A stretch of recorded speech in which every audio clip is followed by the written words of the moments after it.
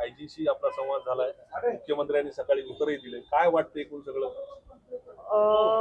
हिवाळी अधिवेशनाच्या दरम्यान नागपूरमध्ये मी पक्षाच्या वतीने एक पत्रकार परिषद घेऊन या पत्रकार परिषदेमध्ये ठळकपणे मोंडा पोलीस स्टेशनचे पी.आय. शरद मरे, पी.एस.आय. तुरनर आणि LCBचे पी.आय. घोरबाण या तिघांच्या सस्पेंड ऑर्डर निघाल्या पाहिजेत ही मागणी केली होती. या सगळ्या प्रकरणाची स्वतंत्र न्यायालयीन चौकशी व्हावी अशी एक आपण मागणी केलेली होती. याच्या उत्तरादाखल आज मुख्यमंत्री महोदयांनी सभागृहाच्या पटलावर घोरबाण यांचं सस्पेन्शन डिक्लेअर केलेलं आहे. मात्र 2 अधिकारी अजूनही शाबूत आहेत. ते का शाबूत आहेत, कशासाठी त्यांना अजूनही सुरक्षित ठेवलेलं आहे, या संबंधाने मी आयजींशी बोलले. दुसरी गोष्ट अशी की एकीकडे तुम्ही म्हणताय की मयत सोमनाथ सूर्यवंशीला एक क्रोनिकल श्वसनाचा विकार होता, परंतु त्याची आई सांगते की त्याला असा कुठलाही विकार नव्हता आणि जर त्याला काही त्रास होत असेल तर तो तुम्ही आम्हाला का सांगितला नाही. यावर त्यांचं असं म्हणणं आहे की आता हे सगळं प्रकरण जे न्यायालयीन कोठडीत मृत्यू झालाय त्याची न्यायालयीन स्वतंत्र चौकशी होणार आहे. एकदा ज्युडिशियल इन्क्वायरीकडे मॅटर गेल्यानंतर हे आमच्या अधिकार क्षेत्राच्या बाहेर गेलेलं आहे. सो आत्ता मी याच्यावर उत्तर द्यायला अनेबल आहे. तिसरा मुद्दा असा की मी असं म्हटलं की धुळे, मालेगाव किंवा परभणी हा अतिसंवेदनशील एरिया आहे. जर या एरियामध्ये बंद जाहीर केलेला होता तर आपण त्याच्यासाठी प्रिकॉटरी म्हणजेच पूर्व प्रतिबंधात्मक कारवाई म्हणून 144 का केलं नाही.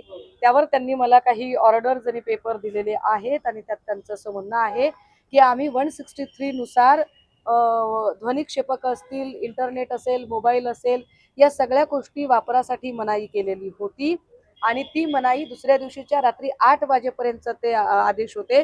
दुसऱ्या दिवशी रात्री 8 वाजता आम्ही ते माघार घेतलेलं आहे. परंतु जरी आयजी महोदयांनी हे म्हटलेलं असलं तरी सुद्धा 163 ची ऑर्डर कागदावर निश्चितपणे निघालेली आहे. मात्र परभणी शहरामध्ये अंतर्गत जे रस्ते असतील, गल्ल्या असतील, चौक असतील, संवेदनशील विभाग असतील, अशा ठिकाणी कुठेही पोलिसांचा बंदोबस्त नव्हता. हा पोलिसांचा गलथानपणा आहे. जी दंगल झाली किंवा जे काही घडलं त्याला पोलिसांचा गलथानपणा, नाकर्तेपणा कारणीभूत आहे, हे नाकारता येणार नाही. यामध्ये अजून एक गोष्ट आपण त्यांना सांगितलेली आहे की ज्या FIR आहे, जसं की विजय वाकोडे यांचं नाव होतं, 63 वर्षीय विजय वाकोडे असूच शकत नाहीत, हे मी माझ्या पहिल्या प्रेसमध्ये सांगितलं होतं. मी आजही त्यावर बोलले. रवी सोनकांबळे असतील, सुधीर साळवे असतील, एक पोलीस भरतीचा विद्यार्थी आहे नंद नावाचा, अशा अनेक विद्यार्थी. यावर आयजींचं अजूनही म्हणणं आहे की ओके, जे लोक आपल्याला इनोसंट वाटतात त्या लोकांचे मोबाईल लोकेशन्स आणि त्या लोकांचे हे समजा विविक्षित कर्तव्यावर कुठे असतील, कुणी स्टडी रूमला असेल, कुणी ऑफिसेसमध्ये असेल, शिकत असेल, प्रवासात असेल, जर अशा पद्धतीने जर त्यांचे लोकेशन ट्रेस आउट होऊ शकत असतील तर आपण आम्हाला ते पुरावे सादर करा. आम्ही ती नावं FIR मधून कमी करायला तयार आहोत. अशा त्यांनी 3-4 गोष्टी मान्य केलेल्या आहेत. मात्र शरद मरे आणि तुरनर या 2 लोकांवर मात्र ते अजूनही काही बोललेले नाहीत. यावर त्यांचं म्हणणं आहे की मी अधिकची चौकशी करेन. ओके, हरकत नाही. आम्हीही 2 दिवस अजून अधिकची त्याच्यामध्ये माहिती मिळवू आणि त्याच्यानंतर आम्ही ठरवू नवीन वर्षामध्ये नव्याने हे आंदोलन कशा पद्धतीने उभे करायचं. मुख्यमंत्र्यांच्या निवेदनामध्ये माझा स्पष्टपणे आरोप आहे की सभागृहाच्या पटलावर मुख्यमंत्री महोदयांनी जी माहिती दिली त्या माहितीमध्ये आणि इथे जे काही प्रत्यक्ष घडलं यामध्ये प्रचंड तफावत आहे. मुख्यमंत्री महोदय असं सांगतात की 6:30 नंतर कोम्बिंग ऑपरेशन किंवा कुठलीही अशी कारवाई झाली नाही. पण आमचा स्पष्ट आरोप आहे की 10:30-11ला सुद्धा कार्यकर्त्यांची धरपकड करण्यात आली होती. हा एक भाग. दुसरं, मुख्यमंत्री महोदय असं म्हणतात की त्याला एक अत्यंत जुनाट श्वसनाचा विकार होता ज्यामुळे सोमनाथ सूर्यवंशीचा मृत्यू झाला. परंतु आमच्या हातात जी पहिली पोस्टमॉर्टम रिपोर्ट मिळालेली आहे, जी आम्ही तयार केली नाही, ती हॉस्पिटलने दिलेली आहे. त्यात स्पष्टपणे म्हटलेलं आहे की शॉक फॉलोइंग मल्टिपल इंजुरीज हे त्याचं कॉज ऑफ डेथ आहे. त्यामुळे तीही माहिती पुन्हा वेगळी येत आहे. तिसरी गोष्ट अशी की पोलिसांनी पुरेशी काळजीच घेतली नाही, यावर ते काहीच बोलले नाही.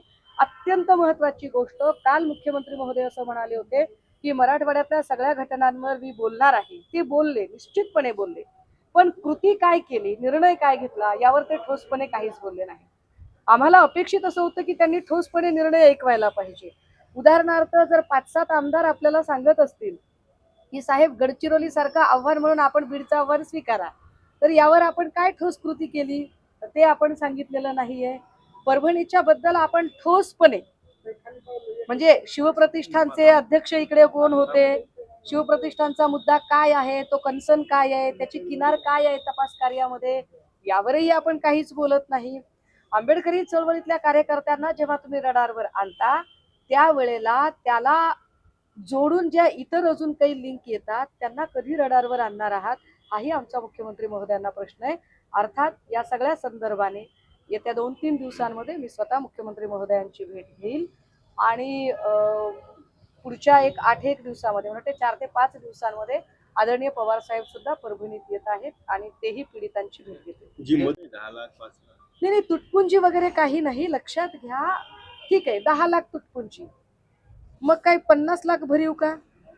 मग मुख्यमंत्र्यांनी 50 लाख दिले की आपण आपल्या घरातली पोरं मारायला पाठवायची का पुढे, की खून करून टाका आमच्या लेकराचा आणि 50 लाख द्या? हे नैतिकतेला धरून नाही. लक्षात घ्या, कुठल्याही जीवाची किंमत होत नाही, ती अनमोल आहे. त्यामुळे 10 लाख रुपये हे सोल्युशन नाहीये. सोल्युशन हे आहे की परभणी सारख्या अतिसंवेदनशील एरियामध्ये अजूनही ऍडिशनल एसपीच का काम करतात, कायमस्वरूपी पोलीस अधीक्षक का नाहीत या कार्यालयाला, हा खरा कळीचा मुद्दा आहे. पण यावर बोलण्यासाठी गृह खातं अस्तित्वात असलं पाहिजे. पण ज्या राज्यामध्ये गृह खातं आणि गृहमंत्रीच नाहीत तिथे आपण एक कायमस्वरूपी पोलीस अधीक्षक नाहीत ही मागणी तरी कुणाकडे करायची? त्यामुळे मला वाटतंय की जे कळीचे मुद्दे आहेत, रिॲक्शनरी मुवमेंटवर काम करण्यापेक्षा मूळ ऍक्शन प्लॅन झालाय का नाही यावर काम करणं जास्त गरजेचं आहे.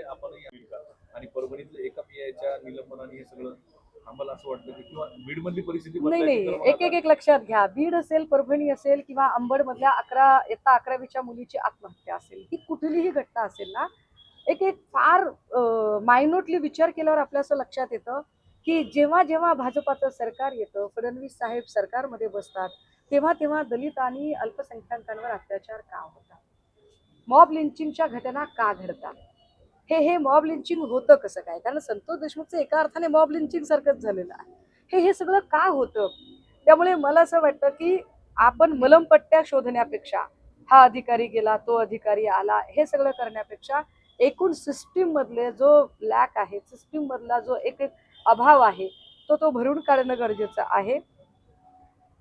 म्हणजे म्हणतात ना की नवा गडी नवं राज्य, तर जर नव्याने पुन्हा एकदा राज्य त्यांच्यासाठी आले, ते म्हणतायत की मी परत आलोय, तर तुम्ही परत कशासाठी आलाय? तुम्ही परत जातीय दंगली भडकू नयेत म्हणून आलेले आहात की जातीय दंगली भडकवणाऱ्यांना संरक्षण देण्यासाठी आलेले आहात?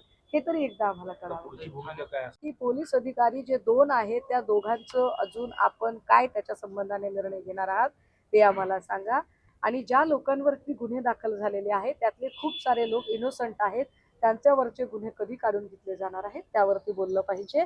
आणि मुळात परभणीमध्ये अशा पद्धतीने घटना घडणं हेच परभणीच्या सांस्कृतिक जी ओळख आहे, ज्या ओळखीला एका अर्थाने डाग लागण्यासारखं आहे, जे वाईट आहे. त्यामुळे इथल्या सगळ्याच जात समुदायाच्या लोकांनी जे आतापर्यंत गुन्ह्यागोविंदाने नांदत आलीत त्यांनी कुठल्याही राजकीय पक्ष संघटनांचं बाहुलं होऊ नये हीच अपेक्षा असते. त्याचा अर्थ आम्ही असा काढायचा का की मराठी माणूस विस्कळीत झाला म्हणून मराठी माणसं मारला चाललेला आहे?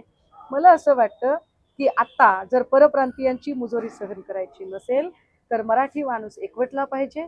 या महाराष्ट्राची सत्तामत्ता अस्मिता अबाधित ठेवण्यासाठी आणि महाराष्ट्र धर्म राखण्यासाठी मराठी माणूस एकवटला पाहिजे.